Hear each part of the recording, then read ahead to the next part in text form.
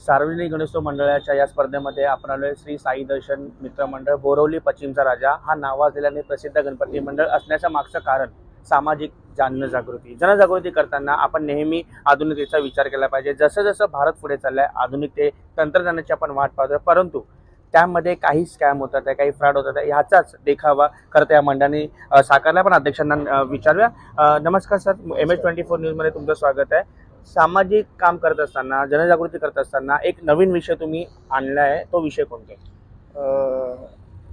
नमस्कार, मी सर्वप्रथम मी तुमचं आभार मानतो की तुम्ही इथे आलात, गणेशोत्सवाला दर्शन घेतलंस।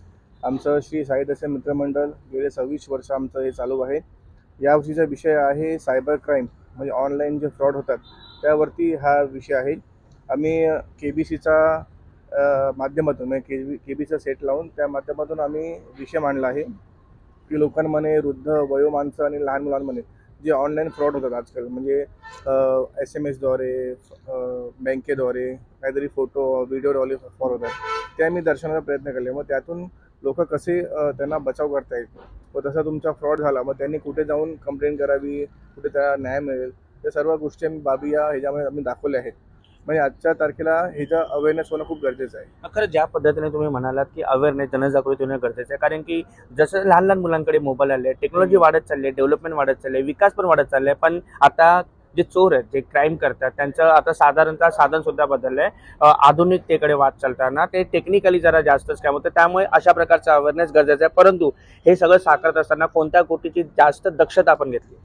कसं आहे, आपले जे पंतप्रधान मोदीजी आहेत ते डिजिटल इंडियाच्या माध्यमातून आपण ऑनलाईन च्याकडे पण वळतो आहे, पण त्याच पाठोपाठ जे भ्रष्ट लोक आहेत त्याचा फायदा घेऊन सामान्य व्यक्तीला ठगायचा ते प्रयत्न करत आहेत। मग याची काळजी कुठेतरी आपण घेतली पाहिजे, सामान्य व्यक्तीने घेतली पाहिजे। कारण छोट्या छोट्या बाबी असतात, OTP देणं कुठल्या व्यक्तीला गरजेचं आहे, कधी द्यावा, का द्यावा, या सर्व बाबी लक्षात आल्या पाहिजे। कारण काही माणसांना शिक्षित लोकांनाही बरोबर तो फ्रॉड झालेला आहे, मग त्यांनाही एवढं शिक्षण घेऊन पण त्यांच्यावर फ्रॉड होतो, म्हणजे कुठेतरी आपल्या व्यवस्थेचा कुठेतरी याच्यामध्ये हे आहे, तर कुठेतरी बदल झाला पाहिजे व्यवस्थेमध्ये। नक्कीच बदल झाला पाहिजे। मी शेवटचा प्रश्न तुम्हाला विचारतो, 50 वर्षाआधी आपण देखावे बघत होतो ते कुठेतरी सामाजिककडे आणि धार्मिकतेकडे होते, आज अशा प्रकारच्या देखाव्याची खरंच गरज आहे।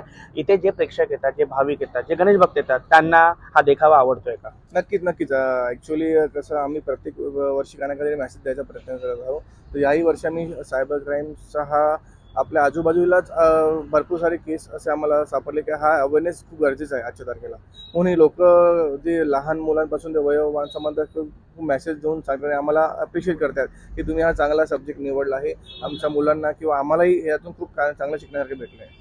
खरंच गणपती बाप्पाच्या माध्यमातून अशी सामाजिक जाणीव करणं गरजेचं आणि आधुनिकतेकडे वाटचाल करताना आधुनिक गुन्हे काय ते सुद्धा पाहणं गरजेचं आहे। सध्या हा सामाजिक मेसेज या मंडळातून दिला गेलाय। बोला गणपती बाप्पा मोरया, मंगलमूर्ती मोरया।